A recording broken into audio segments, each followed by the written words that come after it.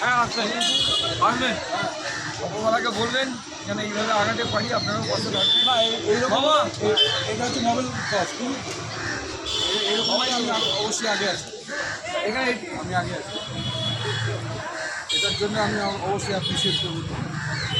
এই কাজটা করছি, এটা দারুণ কাজ। দাও গরিব মানুষকে দান করো, দরকার কেন কম্বল বলছিল তুমি আমাকে একটা কম্বল নিয়ে গেলো, ঠিক আছে?